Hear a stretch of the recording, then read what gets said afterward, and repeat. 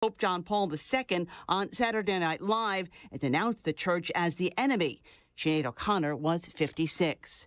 The Mega Millions jackpot has risen to $910 million after no one won the top prize last night. The next drawing is Friday night. I'm Lee Silasara. This is Fox News. All right, everybody. How's everybody doing today? This is Lawrence Sutton, and I am here with Jarrod Menz, who's the director of Lawrence County, and Chris Morris, who is our GOP chairman of Giles County. We have Tom Cunningham, who is the co-chair of Lawrence County Republican Party, and then we have a special guest, and our special guest today is Dave Vance. Dave Vance is the chair of the Stewart County Republican Party. He is also the Tennessee Firearms chapter leader of Stewart and Henry County. And he is the co-founder of Tennessee Citizens for the State Sovereignty, which is what we're going to be talking about a lot today, Dave, because you have a fascinating story that everybody here is going to want to hear about. He has been married. He has 3 adult children, 6 grandchildren, and is retired Master Sergeant of 22 years. So, Dave, we're going to start us off, and I'm going to start you out hot. I want to talk about the 10th Amendment. Can you please go over that with us and why it's so important? Well, I don't know how much you know about the Constitutional Convention back in 1787, but when they finished that convention, one of the people asked Franklin, Ben Franklin, hey, well, what did you give us? And he said, a republic if you can keep it. And part of keeping that republic is, of course, following what it says in the Constitution. And that's essentially what he was getting at is, okay, here we've given you a good plan, a good structure for government. It's up to you to make sure that everybody follows it. And there was also a lot of concern during the convention. If you go back and you read the notes of the convention and the Federalist Papers as well afterwards, you get insight to what they created. And what they created was not just a national government. It was partially national, partially federal, okay? Which means that the U.S. government is not supposed to be the dictator to everybody on everything. Some in the convention actually wanted that for it to be structured that way. But if you look back in the notes of the convention, those ideas were defeated. No, we do not want we just spent 8 years fighting an all-powerful government. We don't want to create one here. And there was a lot of people who were very hesitant to ratify the Constitution because they were afraid, hey, we've just created a replacement for what we got rid of. And so some had suggested to add a Bill of Rights. Now, the Bill of Rights were debated at the end of the convention, and they said, no, let's not do it. We don't need it. And when they got out there trying to get it ratified, they realized there were some key states that weren't going to ratify it unless they had a Bill of Rights. And so basically the deal was made with Madison. Hey, if these different states will ratify it, the first Congress will bring these different concerns so that we can have a Bill of Rights. The Bill of Rights was intended to protect the states from the federal government, okay? It's been federalized now and used against us a lot of times, but the original intention was those first 10 amendments, known as Bill of Rights, were limits on the federal government, all right? But freedom of speech, freedom of religion, freedom of the press, all those things, Second Amendment, definitely. Got to have our Second Amendment was in there. And then a lot of people are familiar with those, the first, second, the fourth, and fifth. But when you get to the 9th and 10th, a lot of people either think they no longer apply or they just don't understand them.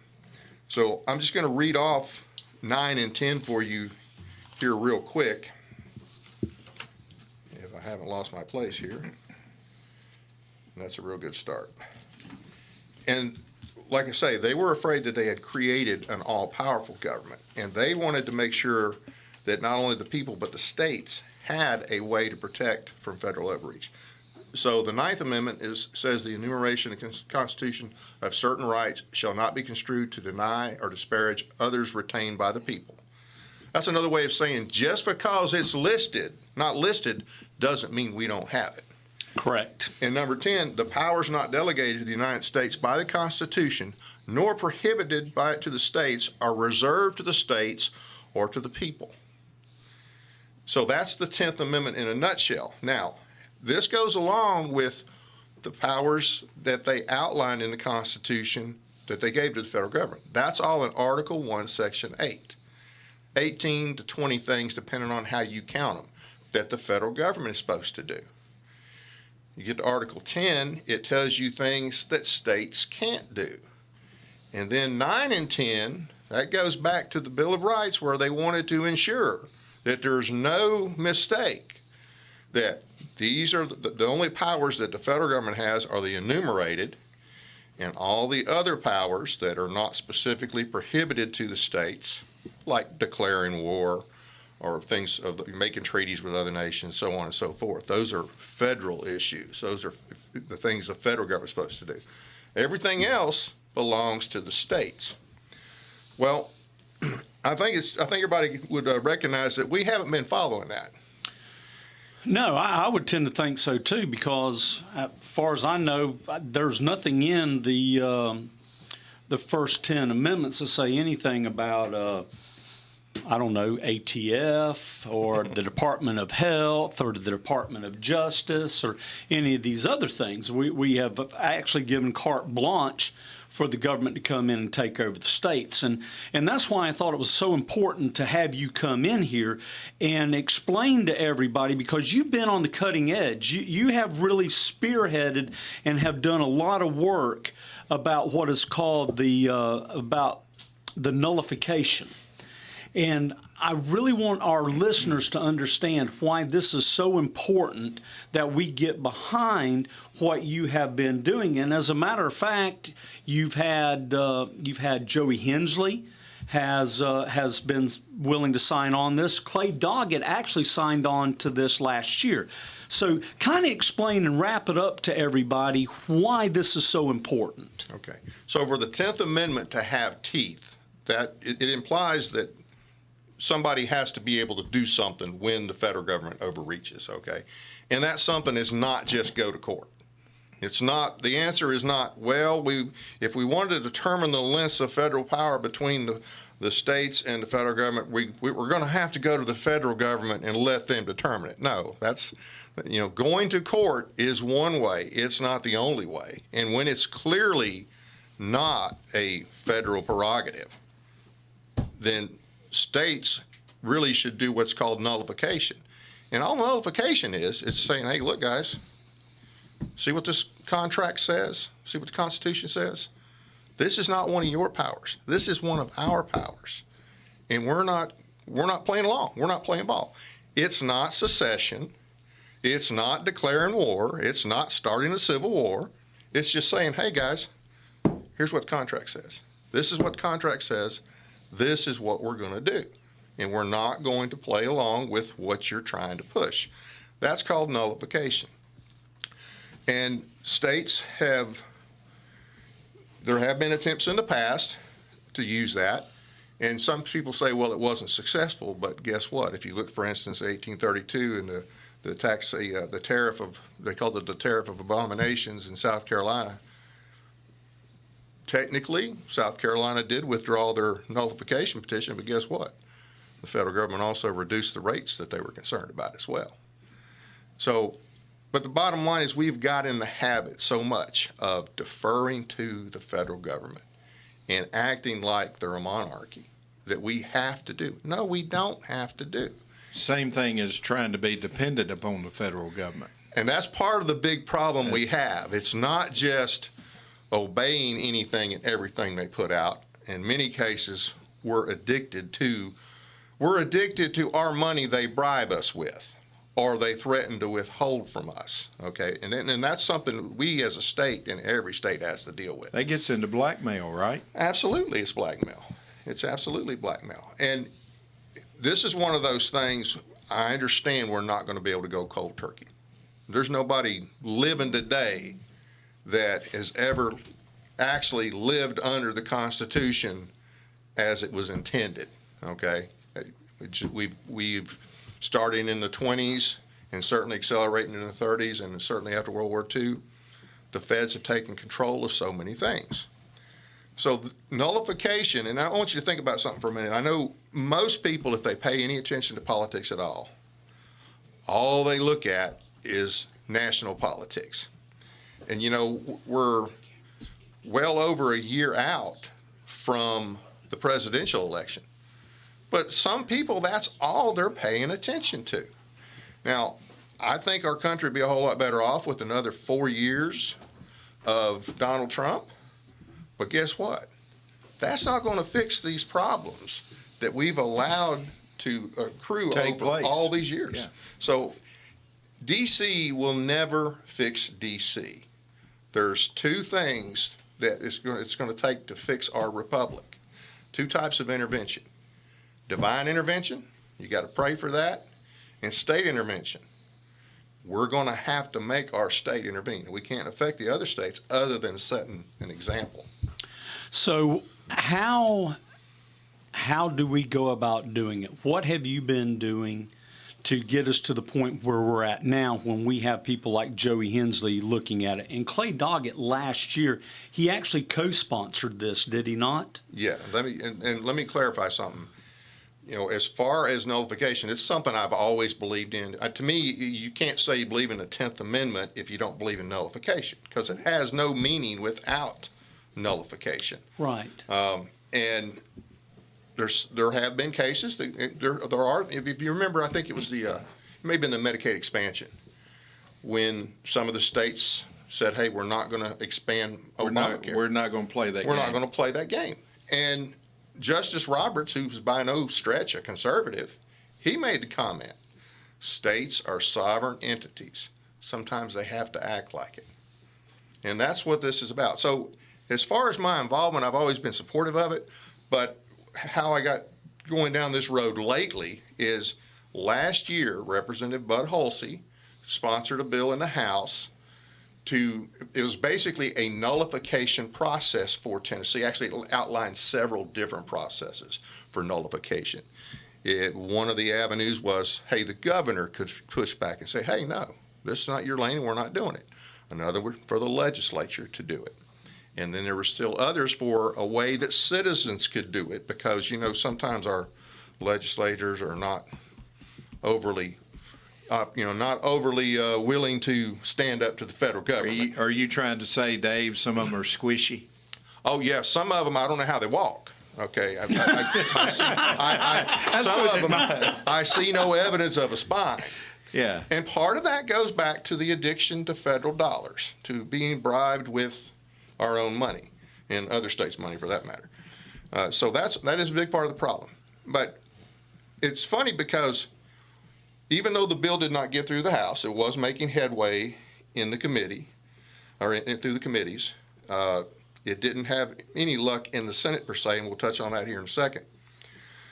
But there was a presentation in the committee that Bud Halsey did explaining why we need this process and that it is constitutional, that it is what the founders intended. So when they laid it out, Article 1, Section 8 said what the federal government is supposed to do.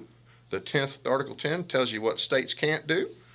The 9th and 10th Amendment lay it out, reiterate, and those were restrictions against the federal government, that, hey, anything not given to the federal government or prohibited by the states belongs to the states. So there has to be a process, even though there's not one outlined in the Constitution. It implies, states, we expect you to to stand up when the federal government violates it. Overreach. Well, it's overreach. Well, let's talk about mandates. All the mandates the overreach and mandates go hand in hand. Yes, absolutely. I mean, the mandates that, we have a dictator right now in the White House that feels like, and I don't necessarily say he's the dictator. I don't think he even knows where he's at half the time. No, he's led by the Easter Bunny. Yeah, whatever he's led by. He's led by Satan. That's what he's led by. But, let's face it. This is why it's so important. So when me and you were talking about this like a couple of months ago, Dave, that's the reason I had to get you on the show.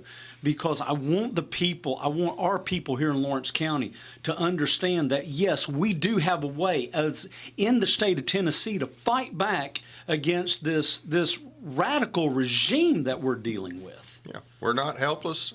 We're only helpless if we allow ourselves to be. Anyway, Representative Halsey and then Senator Bowling, she was the Senate sponsor for the bill. Very conservative. Yeah, they're two of the best up there.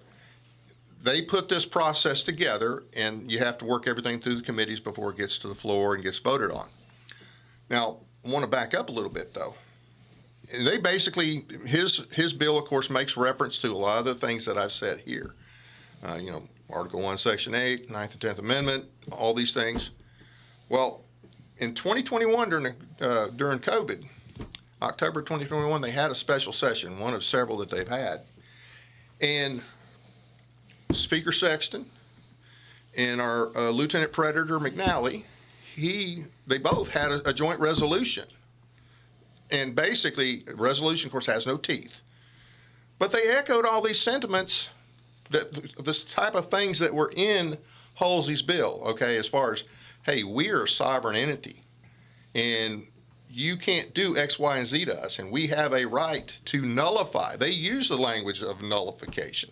Matter of fact, the title in their resolution, I think it was SJR 9005, mentioned sovereignty, mentioned 10th Amendment, mentioned nullification. And it also made clear that we're not limited to just court action. That's amazing. I'm surprised that McNally, would do something like that, especially how he's been acting here lately. Right. Nevertheless, his social media. I'm just talking about in general. He is all for these red flag laws and wanting to take away our guns. Absolutely. Cameron Sexton, I reserve the right to make a decision on Cameron later, but right. I am very surprised that our leaders did that. And almost every Republican voted for it. Well, yeah, they should have. Yeah. Every Democrat should have, too. So that was just a resolution. Well, here, roughly 2 years later, Representative Halsey, Senator Bowling, they come up with a process to execute everything that our legislature said they believed in 18 months prior. That's what this bill consisted of? Is the plan to do this? Yeah, there's the process, how you do the it. roadmap. And it laid out more than one way. Okay. So if the governor was a squish and didn't want to do it, then you go to the legislature. Legislature's a bunch of squishes. I know that'd be hard to believe. But if that was the case, then a certain number of people would have the ability to bring it to the legislature. And here's the key thing on his bill. They had to at least, they could not just kill it in a committee. They had to bring it up. They had to debate it. They had to vote on it. They may say, no, we're not doing this. But it had to be heard. So when we're using the word squish or squishy in here, this is just our way of talking about Republicans that are not very staunch conservative Republicans. So I just kind of want everybody to know, I know a lot of people might have went to look up the word sodomite that I used here about a month ago for the first time, but you're not going to find the word squishy Republican in the dictionary. But we're talking about Republicans that are not conservative. They are not Christian. They're not conservative. And what do you say, Chris? You're talking about constitutional. I talk about constitutional conservative. Yes. And, Christian comes first, yes. Constitutional second, and conservative third. And then fourth is the Republican. Is Republican. And we are dealing here with all of us are involved in and have positions in the Republican Party even. And so I want everybody to understand this, that we are for our rights before we're for any party. Would you agree with that? I agree with it totally. What about you, Jarrod? Absolutely, yeah. And I think it's important to note, I think all the Republican legislators would say they identify with those things, but when we say squishy, at least when I think of it, I mean they identify that way, but are they bold enough to stand up for something that someone else might call relatively radical or something, which really it's actually constitutional. Yep. It's not anything out of the this isn't out of ordinary paradigm of normal political discourse in the United States. Well, Kip said it right when he went and met with the governor last week. Kip's the youngest member. Kip Capley is the youngest member of our legislators right now. He said he was they were at least double or triple his age, the people that went and met with the governor. And it was only Kip and one other of the Republicans that actually spoke out against Bill Lee and what he's doing by calling this special session and the red flag laws. Well, let's give Kip credit. He was the first. He was reserved. Yes. And he did not speak until Bill Lee said, "Kip, have you got anything you would like to add?" And you know, and he came at it with both guns. He came out with both guns, and here's the thing that I want to say too, is Kip said that afterwards the other people were coming up to him to thank him. This is a 26-year-old kid. I mean, let's face it. I mean, all of us in this room, we're old enough to be his father, and we gotta have him. Well, Tom could start early. Tom could start early. Let's not do the math. We got to have a little surely fun with shouldn't be. But Tom's an old soul, so Yeah, I he's mean, an old soul, yeah. he's an old soul. But yeah, but I mean, that's the thing. And so I'm sorry to get off track, but I want everybody to understand, on that squishy Republican, really what we're saying here, because you know what? And I look at it like this. I have a dear friend of mine. His name is Kit McConnell. And Kit, he says this, and he said this to me for 10 years. He says the American male has been neutered. And the more I look at this, and this guy's 82 years old, and he's got more testosterone than 18-year-old boys that are walking around today at 82 years old. But he's right. There's a lot of us that are not willing to stand up to do what is right. Now, not here in this room, and that's why we're in this room right now. And that's what we're wanting to get everybody that's listening to us now, join in on us. If anything, rub off on us, and we'll help you bring along to do what is right for this country. And also to clarify, I had nothing to do with the creation of that bill. Obviously, I encouraged other people to support it. But what happened was it didn't progress in the Senate, and so it was pulled from the committee process in the House. It can come back next year. Well, once we found out that Representative Halsey intended to bring it back next year, there's a friend of mine in East Tennessee, Karen Bracken. She decided she was going to start an organization that was focused on 10th Amendment in our state and nullification. Talked to her, decided, okay, I'll be the co-founder, and we started Tennessee Citizens for State Sovereignty. And you can go to tncss.weebly.com. The website on there explains nullification. It explains other things. It has other historical documents posted on there. And we have a list of the representatives and senators that have signed on that are basically saying we're going to support the nullification bill and stand up for the 10th Amendment. So I will say this. I will get the information, and we will put this on our comments section under YouTube. So I will go and I'll take and get this information from you, Dave. So everybody that's listening, to save time, I'm just going to let you know, I will get the information. I'll put it underneath the comments section of the YouTube channel. And one of the things we're trying to do is we in addition to getting as many legislators to sign on, as many people that'll sign on and just get the Substack letter that's sent out, and you can click on the Substack tab on the site, just to keep up, because that's how we're going to communicate once we get into session about the status of the bill. The other thing is the more numbers you have in your organization, the more clout. Now, it doesn't cost you anything to join. We're not really asking you to do anything other than educate yourself and let other people know about it. Let them know, hey, there is a bill that we want to be, to basically get past this coming session so that we can stand up to the federal government.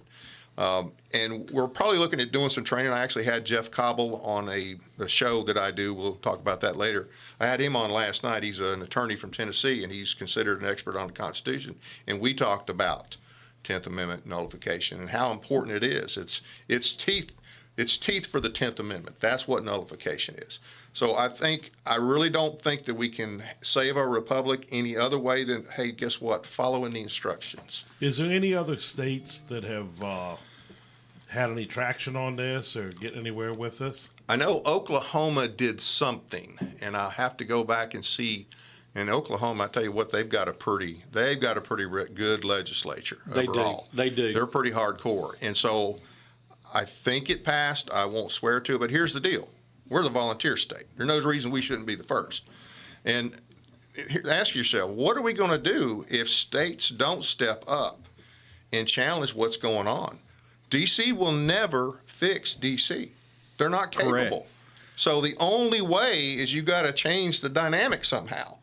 And so when states finally say, hey, no, you're not doing that, and if that requires giving up some of our money that they're bribing us with, well, then that's what it requires. But we, as the people, are going to have to force this on our legislators because there's only a small number of them who are inclined to do it on their own. But we have to make it a requirement. In the House, it's less than 25.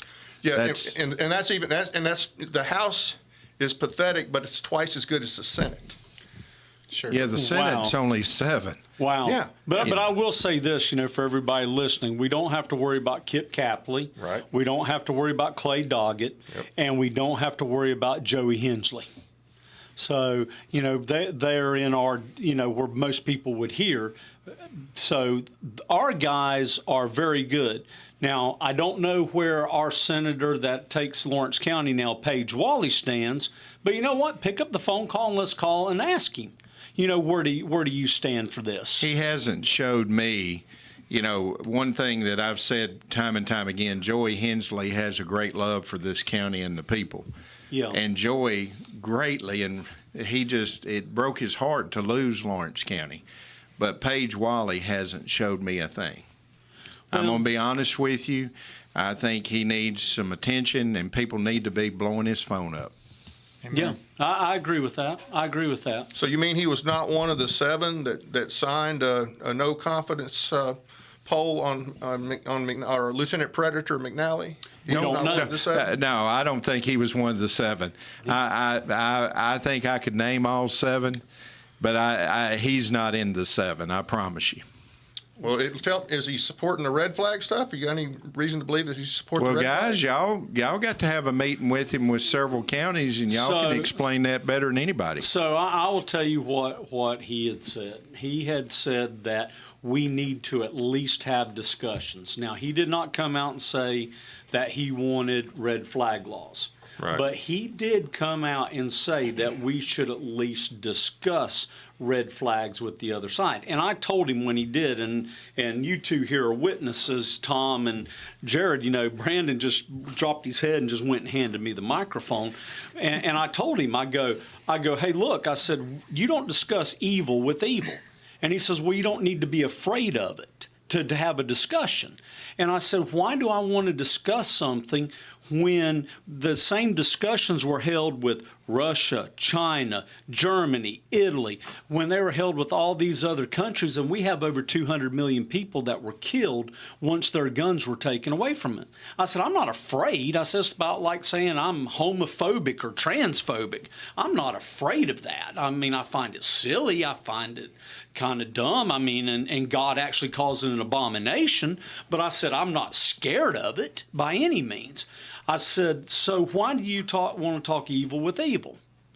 And that's the only thing I will say. Now, he has come out and he has told Brandon at least 2 different times that he is not for the red flag laws. And he's told me that, and he's also reiterated that he has 100% with the NRA. So talking about those issues, I want to be fair to the guy. I mean, The guy does have an A rating, 100% with the NRA, and he's told me personally, he's told Brandon personally that he is not for red flag laws. He said that he does want to discuss something. I don't know exactly what that is. It's not well defined, which I don't like. But in all fairness, he is a pro Second Amendment guy, and his history has shown that. I mean, he's been to state assembly. He's never done anything anti-gun thus far. So I want to be fair to the guy. Oh, yeah, that's what I'm doing. I agree with you, but I'm going to be fair, and I hope he watches this show, and I hope he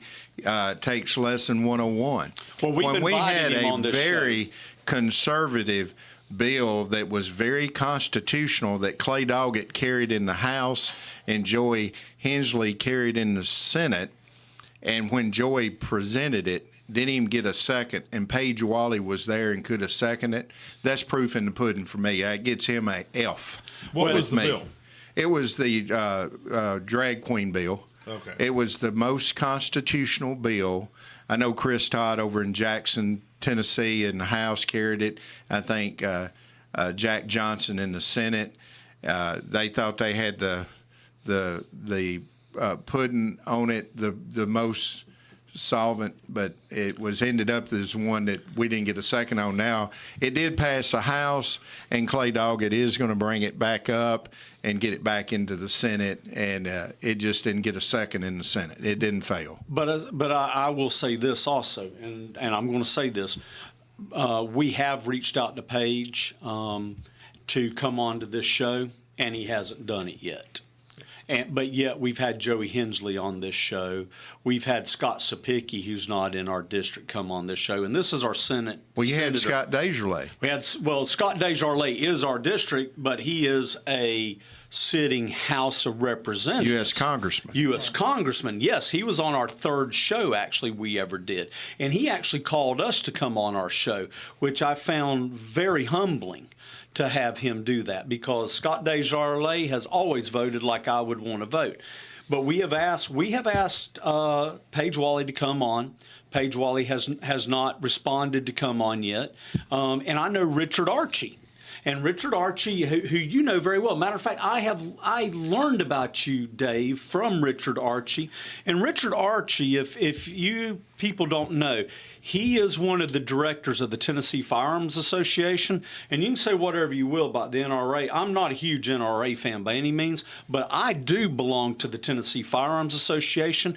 And to me, there is not a better man in this state right now, in my opinion, that is protecting our gun rights than Richard Archie. And Richard Archie has had all kinds of senators. He has had all kinds of representatives come on. How many? He's probably had 25 or 30 people. Yep.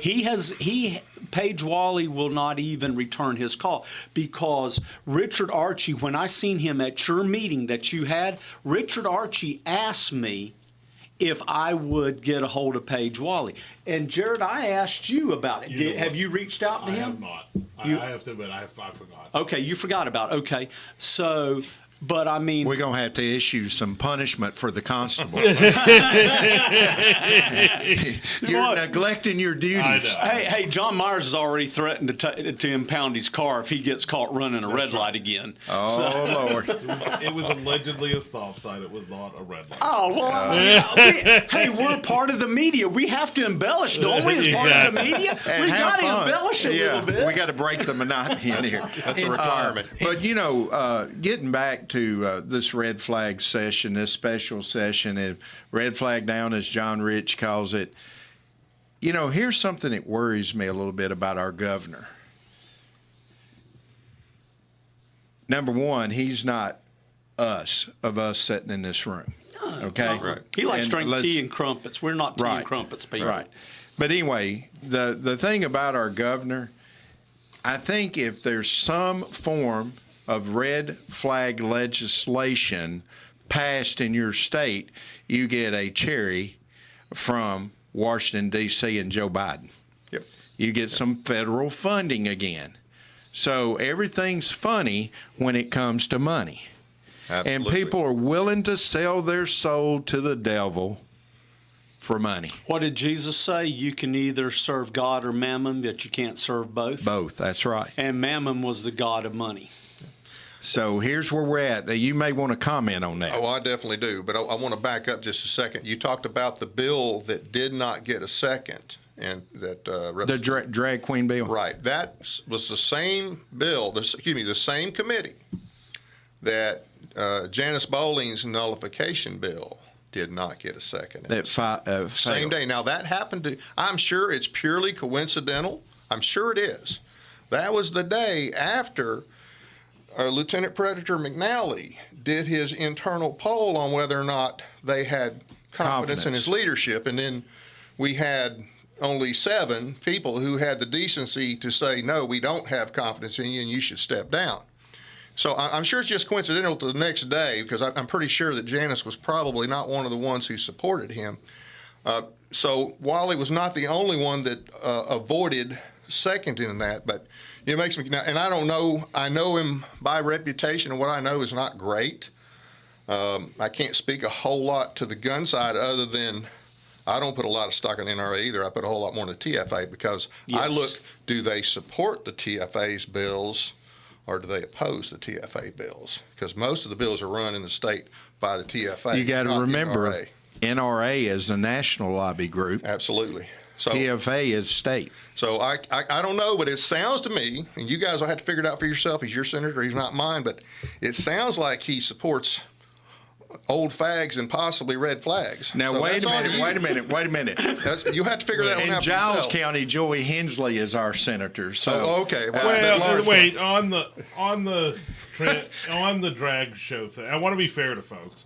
There was a bill that passed. It was a bad bill because it got overruled in in the courts. Correct. Correct. And I don't know. Do you guys know? I think Senator Wally did endorse a competing bill. The bill that did pass, I believe he supported.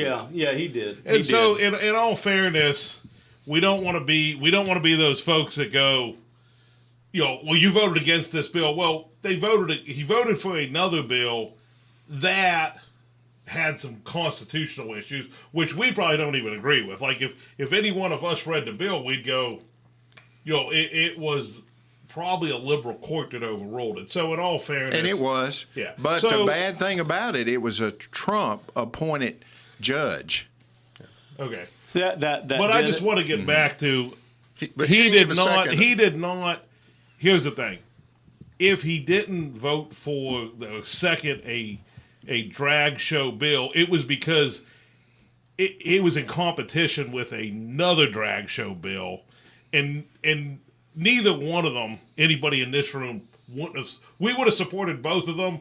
Obviously, everybody, and including Paige Wally, would have rather a bill passed that could have made it through the court. So, in all fairness, he did not vote against it because, or did not second it. He did not second it. He did not second it because he was backing a competitive bill that had the same end. What happened, you got a valid point, but what happened that day and what Dave is talking about, they went in there and some of these senators who were backing the pedophile McNally just punished conservatives. Yep.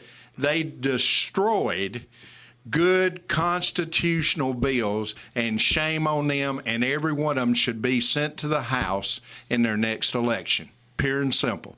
I don't have a problem, and Paige, I'm saying that to you too, brother. I am not happy when people play politics with, and he may not be my senator, but his vote or his no vote affected me. It affected every citizen in this state of Tennessee. And that's what everybody needs to remember. They may be your senator in your senatorial district, but their vote affects every Tennessean. So, and I will say this too, and I'm with Jarrod here on this. I'm going to give him the benefit of the doubt. But Paige, come on with us. I mean, we're not going to attack you. I mean, if you go, and there's been people that we've had on here that we haven't agreed with. I mean, Scott Sapicki, I don't agree with everything that Scott Sapicki does. We talked about that Monday. Yeah, we talked about that Monday even. But we're going to give you the chance to come in and tell us why. We want to know why. You know what? You may come in and tell us why and show us why it was the best choice, and we don't know. And I'll be the first one to admit I don't know everything, and I would never claim to be. But at least we'll say this: there's been opportunities to have come on and to give us your point of view, and we haven't gotten it yet. You know, you think about something, Lawrence. Think about the word communication. Right. What happens when you leave you and I out of the word communication? What is it? We're communicating. You cannot communicate by communicating.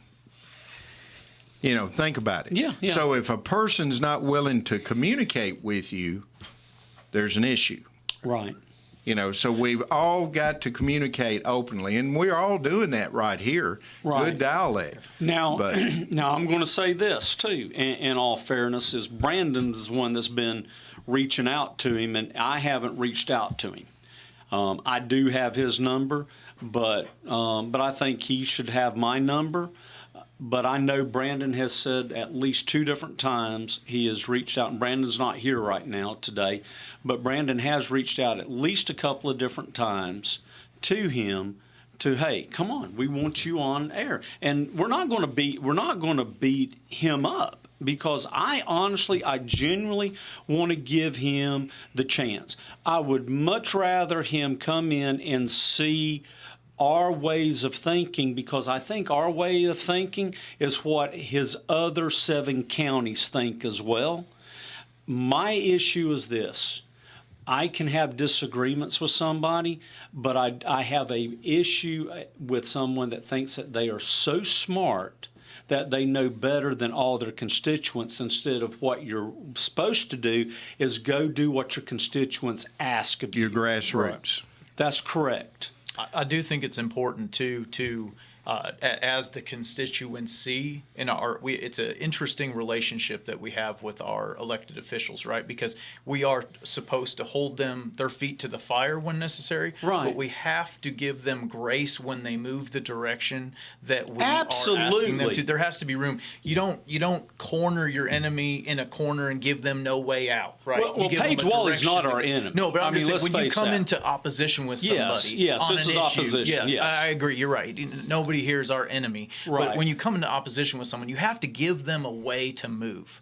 And when they move that way, you don't continue to oppose them, right? So that's the dynamic of a relationship with.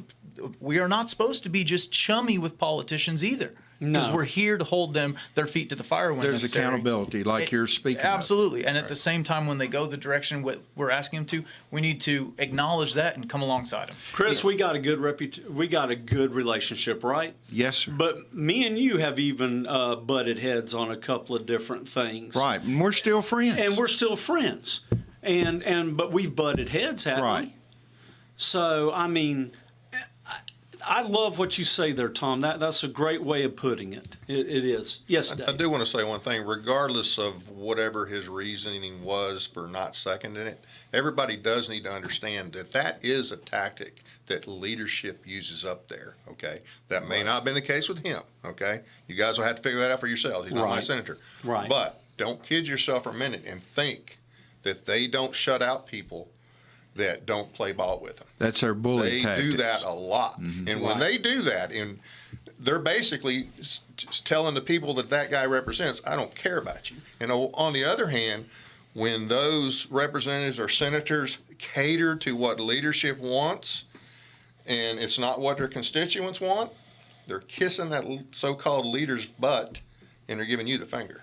Well, at the same time, being fair to all the people in the House who hold committees, they even threaten you with your committee appointment. Absolutely. You know, like if you're a chair of a committee, I mean, they strong arm you like you would not believe. Yep. So it happens. Oh, it absolutely. And, and it could have happened to Paige. Yeah. For all we know, that these things have happened to him. So I mean, that happens at every state, every level of government. And here's the thing. Let's be honest. I mean, both parties do it. It's part of the game, and also sometimes leadership gets bunked by that. Like if they overstep their bounds, in their world they get pushed out because they also got to rely on those people to get voted into leadership.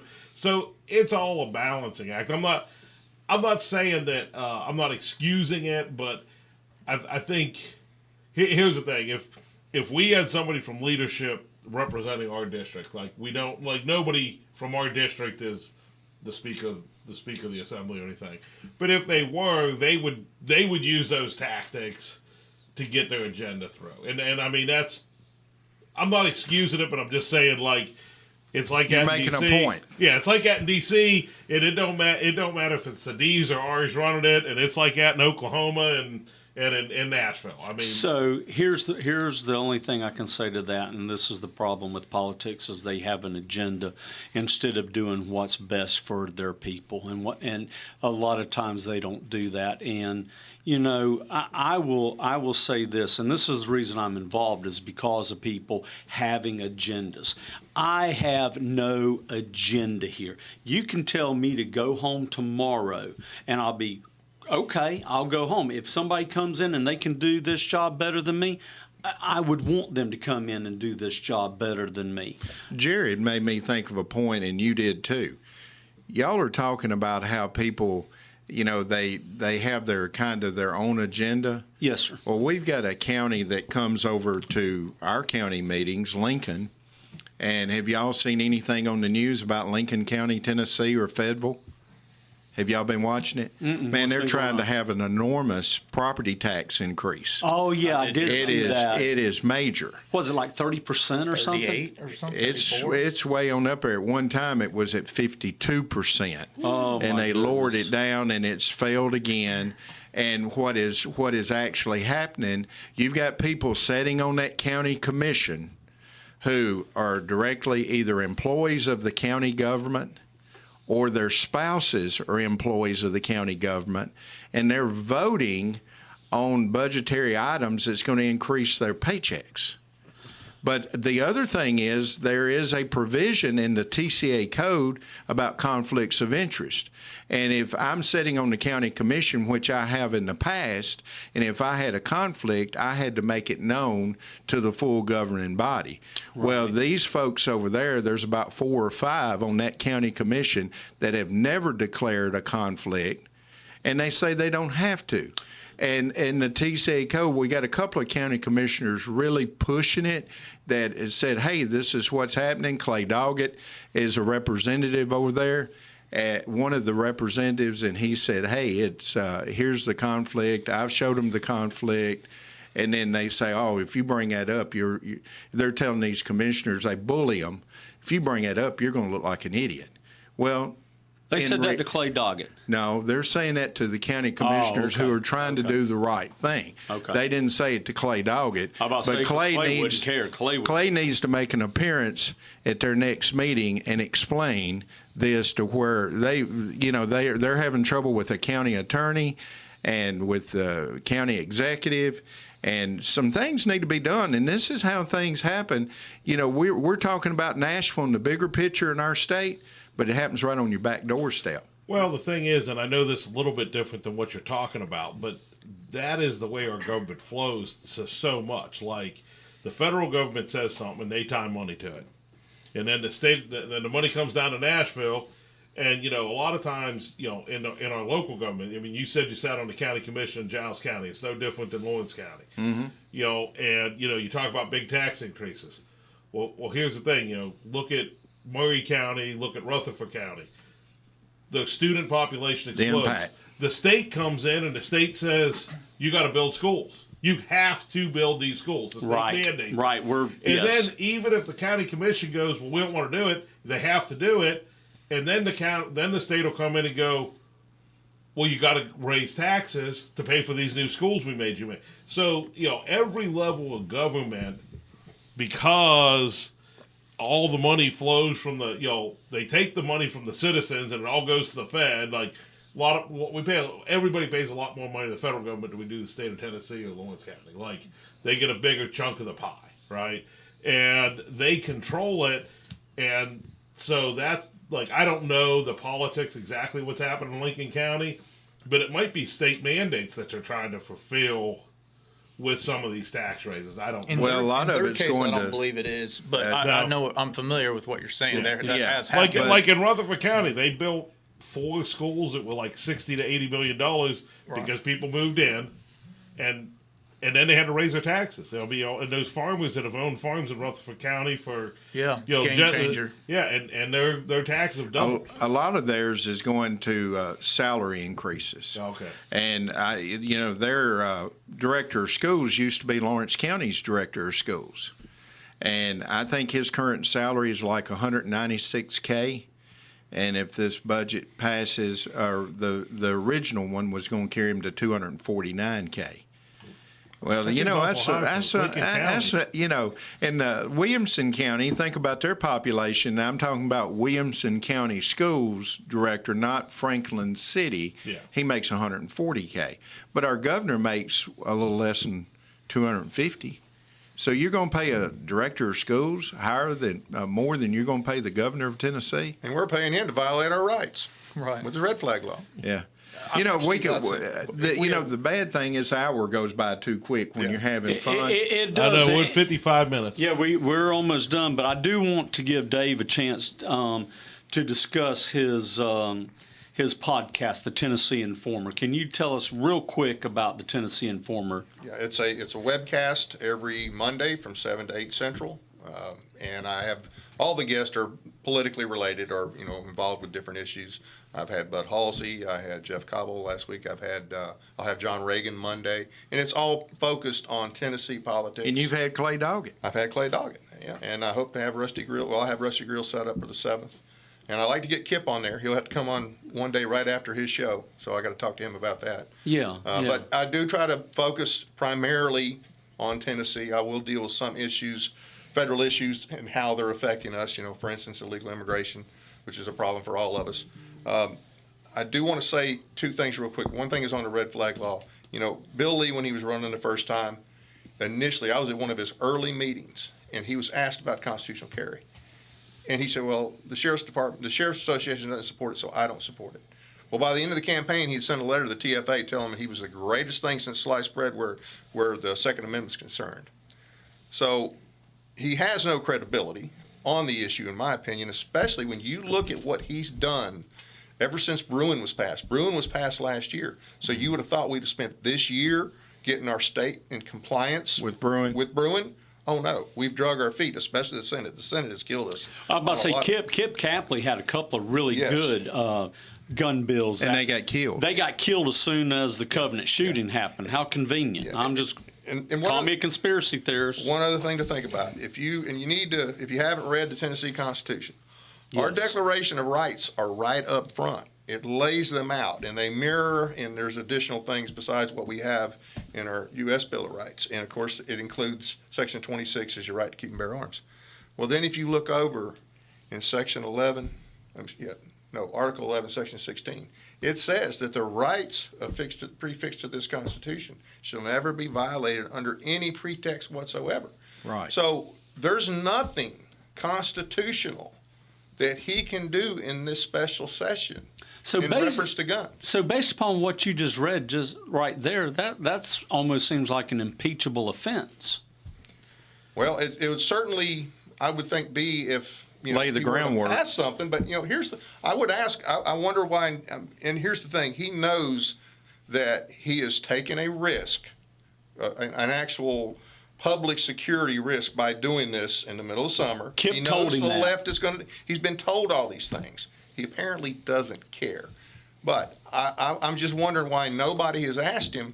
Well, if you look at our Constitution, we can't even do anything on these. They're accepted from the general powers of government. So what is it? There's certainly nothing he's proposed so far, or nothing you can do in regards to gun rights that's not a violation of our state constitution, and that's before you get even talking about the Second Amendment. So the only thing he's really proposed so far, and correct me if I'm wrong, is what he proposed back in April, which was an abomination. I mean, it was basically kick down the door, shoot your dog, kick your grandmother. Do all of that. That's from what I've heard. That's a quote. That's right. From what I've heard, there is also proposals for mental health money and mental health facilities.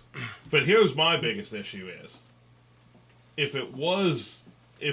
why aren't they telling us what it is? That's my whole thing. Here's the thing, let us know what you're going up there to talk about. It's less than a month away. That's kind of odd. Bill Lee would not even tell Kip what he has done so far. Well, he knows Kip would have came and ran and told us, so. Well, but you know what? That's the thing. See, and that's the thing, is that all the representatives should run and tell their people what's going on. Yep. And that's where I have a problem, because if you're so ashamed of something, Bill Lee, if you're so ashamed that you will not let it out, then that right there tells me that you're hiding something and it's nefarious. Back to communication. Yes. Absolutely. I would love the opportunity to get together with Dave again and to go deeper into We are. This man right here. Service there on nullification. This man right here, I think the world of. That's the reason he's here. Communications. Well, I appreciate you having me on, and Is the Rich Eisen Show. Maybe able to get you guys on the show as well. I mean, I do advertise your show every week. I know you do. I advertise this one. Started advertising Kip's because I think it's a good show. People need to hear it. off there? Yeah, we've been off there. Yeah. Had resigned himself to the fact that he just needed to show up. Now, Josh Jacobs not inclined to show up anytime soon. Today's guest.